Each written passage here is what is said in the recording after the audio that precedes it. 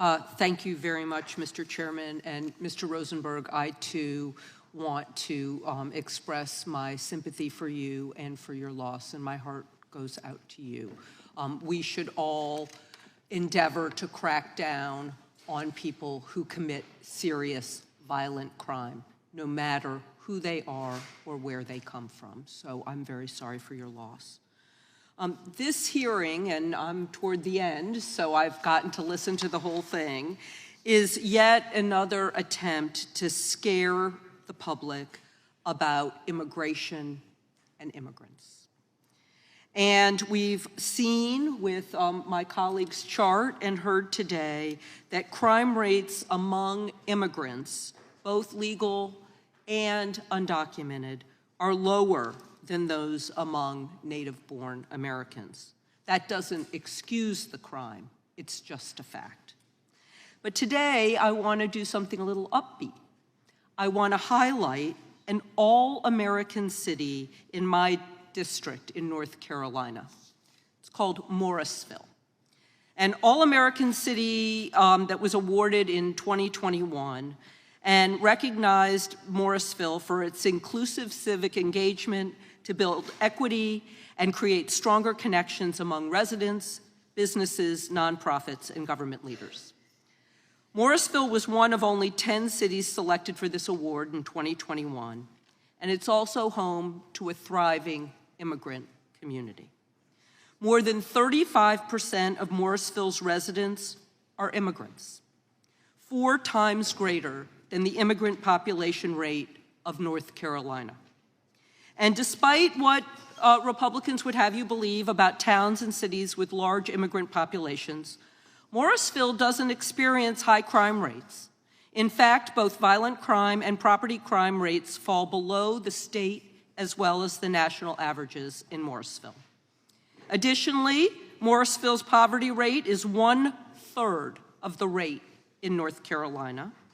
And not only is Morrisville a safe place to live, but its residents are also highly educated.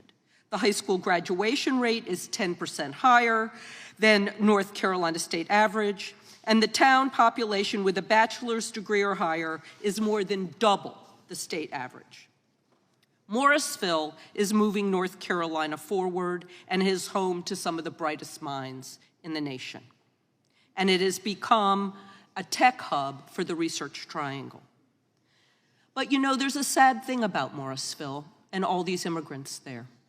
Because of our broken immigration system, many of the people who brought their children here have children who are aging out of the visa process, and their children will be what my colleagues on the other side of the aisle call illegal aliens.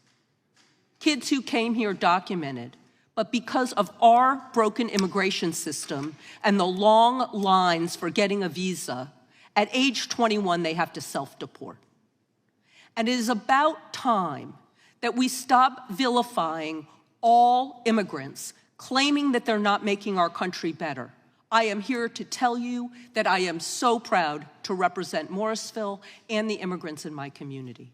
We need to focus on violent crime wherever it comes from. And we need to celebrate industry and family however it is celebrated.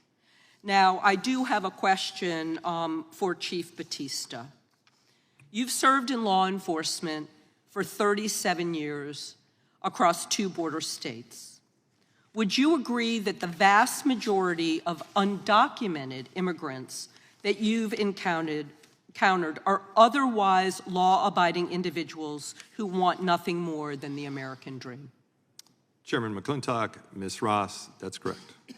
And do you think that it makes sense to try to deport every one of these undocumented immigrants, or would it make more sense to focus enforcement efforts on serious criminals, whether those folks are undocumented or documented? Yes, ma'am, I'd agree. Finally, could you just very briefly, we